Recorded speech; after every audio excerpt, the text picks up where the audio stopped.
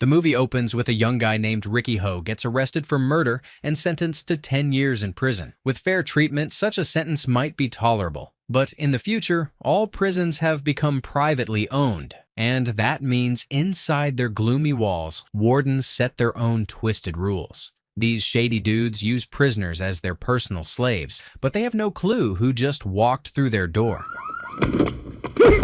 A bus filled with prisoners passes through heavily guarded checkpoints, heading to a maximum security facility. Like all other prisons in this futuristic world, it's owned by a private company. Among the new arrivals is Riki-Oh, sentenced to 10 years for assault and murder. Riki immediately shows defiance, ignoring orders and stepping straight through the metal detector. Alarms blare and guards rush him, thinking he's armed. But the X-ray reveals 5 bullets stuck inside his body. The prison is divided into 4 sections: north, south, east, and west. Each block has a captain among the inmates who rules his area with permission from management. Together, they proudly call themselves the Gang of Four. One morning, Samuel, the right-hand man to the North Block's captain, is busy bullying and beating an elderly prisoner in the restroom. The old man is nearly done serving his sentence, but Samuel threatens he'll never get out early unless Samuel himself allows it. To make his point clear, Samuel smashes a small toy train that the old man has built lovingly as a gift for his son.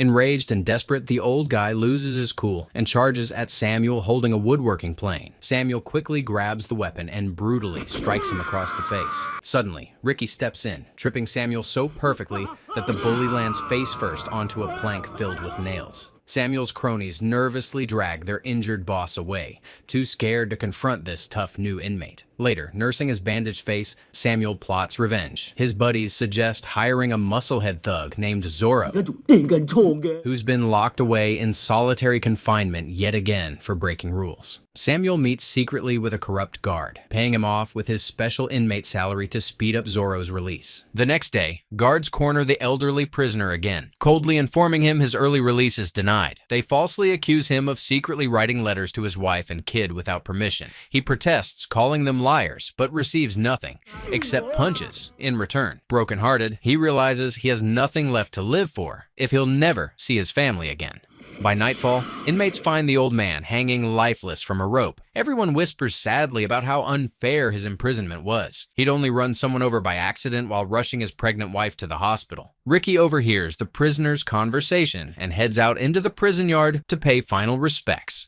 The next morning, Riki and Samuel are showering when Zoro suddenly appears, blocking the doorway like an angry, oversized refrigerator. Without hesitation, the massive thug attacks Riki, delivering a bone-crushing punch that sends him flying across the room and slamming violently into the opposite wall. Riki stands up and meets the giant Zoro's next attack with superhuman force. His punch goes straight through Zoro's belly, making the big guy drop to the floor in agony. Samuel rushes in with a spike, stabbing through Riki's palm. But Riki doesn't even flinch. Instead, he calmly breaks Samuel's fingers and takes him out with a punch strong enough to make a shotgun jealous. Guards yell for Riki to surrender, but they're interrupted by Captain High of the North Block. High wants Riki and his crew, but Riki clearly isn't interested. They take Riki back to his cell, where he suddenly feels sharp pain in his chest. Riki breathes heavily and recalls a moment from his past, back when he was still a high school kid walking to visit his parents' grave. There, he met a mysterious stranger who turned out to be his uncle, Shang Kui, a kung fu master. Shang Kui challenged Riki to show his fighting skills, easily blocked the young man's furious attack, and decided to take him as a pupil. Ever since, Riki trained every day at the cemetery, mastering his chai energy to effortlessly smash huge rocks and endure powerful blows to his chest. Back in reality, Riki is led to the deputy warden, a nasty fellow known as Cyclops. This charming guy is busy stuffing his face with steak, using an iron hook replacing his left hand, and proudly sporting an artificial eye. Cyclops starts grilling Riki, asking why he killed a powerful gangster and what he'd been doing during the 2 years since leaving the orphanage. When Riki refuses to talk, Cyclops calls him over and shows him a letter from the outside. He cruelly hooks Riki's hand and punches him in the face, threatening Riki's girlfriend, whose picture was enclosed. This makes Riki lose his cool completely. He breaks the desk in half, throws a guard across the room, and leaps into action, deflecting a bullet midair with a metal tray. Riki pins Cyclops to a corner and almost kills him, stopping at the very last moment. Instead, he takes the photo back and leaves. In his cell, Riki takes out a flute and plays a tune, remembering happier times. A year earlier, he spent carefree days outdoors with his girlfriend Yen. The next morning, Samuel's minion, now left without his boss's protection, faces justice from prisoners he'd bullied.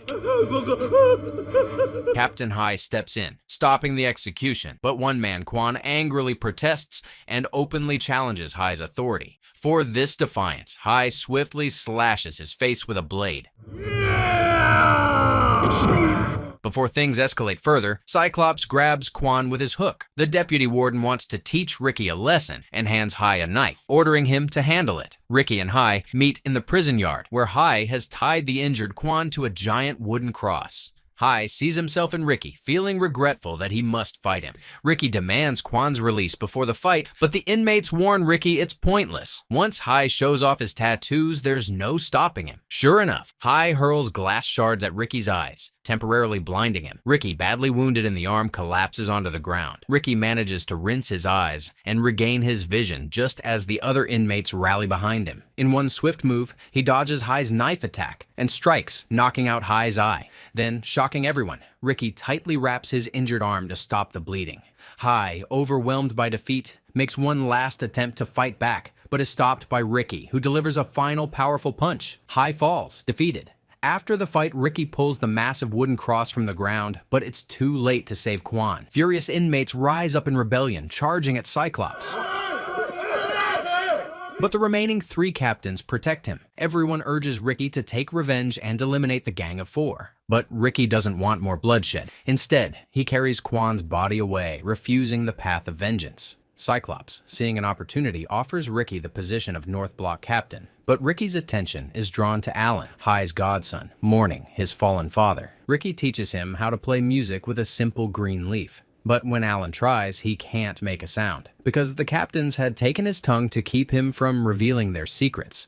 Moved by the boy's pain, Riki gives him his own flute as a gift. In return, Alan offers him poppy leaves, a gift from the South Block captain. Riki is horrified. The captains are running an illegal opium plantation inside the prison. Meanwhile, the captains gather to discuss what to do about Alan, who has sided with Riki. In a cruel twist, they display Hai's body, claiming Riki had disrespected it. Then, they kill Alan and leave his body in the yard as a warning to future traitors. Devastated by Alan's death, Riki smashes the flute in anger. Cyclops is furious that the secret of the plantation has leaked, but by then, Riki is already torching the poppy fields, burning the Empire down. The South Block captain, Huang Chun, confronts Riki and attacks with deadly kung fu, landing a brutal blow straight to Riki's heart. Meanwhile, chaos erupts as inmates try to use the distraction to escape. Cyclops, panicking, hears that the prison director will be returning soon from vacation in Hawaii. He orders the activation of Plan Zero. Riki, lying on the ground and clutching his wound, recalls his master's teachings and finds strength to fight back. He rises and faces off against all 3 captains. One of them entangles Riki with knives attached to ropes, preparing to finish him. But Tazan, the brute of the group, steps in, claiming the kill for himself. Just as they argue over who gets the honor of killing Riki, the automated gun system, part of Plan Zero, activates, and bullets rain down from the walls. Everyone scrambles for cover. Tazan grabs Riki and drags him into a nearby room, but to their horror, the room starts filling with liquid cement. Riki manages to punch through the iron door, pulling the stunned captain to safety. Cyclops had planned to sacrifice Tazan, but now that the plans failed, he confronts Riki on the stairway. Riki is ready to expose Cyclops' illegal poppy plantation, but just as he moves to strike, the cement sets, locking Riki in place. Cyclops captures him, and the next day, the prison director arrives, stepping out of his car with his spoiled son Wang in tow. Wang, the kind of brat who thinks the world owes him everything, looks down on Cyclops like he's dirt under his feet. But karma doesn't waste time. Wang trips on the red carpet, and just like that, the director orders a prisoner to lose an eye for laying it poorly. Brutal, but that's how power trips roll in this place. The director then lays into Cyclops, furious over the chaos that unfolded during his absence, especially after learning that the opium plantation went up in flames. Cyclops tries to save face, presenting Riki as the one responsible. Riki stands shackled and encased in cement, from head to toe like some failed modern art sculpture. But when Riki spots the guests, he suddenly breaks free. In a flash, he grabs the director through the cell bars, vowing to punish him for his drug empire. Wang naturally panics and yells that Cyclops saved his father. Just then, Tarzan smashes through the wall like a living bulldozer, slamming Riki back and trapping him with bent iron bars. The beating begins, an entertaining spectacle for the director and his son. But Riki doesn't stay down for long. Breaking free again, he lands an uppercut that dislocates Tarzan's jaw, then follows up with a punch that crushes his enemy's fist. Tarzan collapses out cold. Riki stands firm, shouting that prisoners are not insects, they're people. But the director has other ideas. The cell's ceiling begins to descend, a slow, crushing death looming overhead. Riki resists with all his strength, holding up the heavy slab with pure willpower. But Cyclops has another card to play. He unleashes an electric shock that knocks Riki to the floor. It seems like the end until Tarzan, barely alive, sacrifices himself to save Riki. Riki breaks free, crashing through the iron bars, but when he tries to save Tarzan, it's too late. The ceiling crushes the giant man. Riki, consumed with rage and sorrow, reminds everyone that even Tarzan had people waiting for him outside, loved ones hoping for his freedom. But his speech is cut short when a trapdoor opens beneath his feet. Riki plunges down, shackled and chained, landing in a pit in the center of the prison yard. The director declares that for his rebellion, Riki will be buried alive as a warning to the rest. 2 prisoners try to protest, but they're shot on the spot. Guards order the remaining inmates to cover Riki with dirt. He doesn't resist, and even tells them not to risk their lives for him. The director makes it clear, if Riki survives 7 days underground, he'll be freed. Cyclops thoughtfully sticks a hollow bamboo tube into the ground, giving Riki just enough air to suffer longer. As night falls, worry spreads among the inmates, but then, through the darkness, a faint, whistling melody drifts across the yard. Riki is still fighting. The 2 surviving captains try to silence Riki by plugging the bamboo tube with a piece of meat. But Riki, because he's a hardcore survivor, breaks the bamboo in half and uses the falling meat as his next meal. Starving and buried, Riki clings to memories of his lost love, Yen.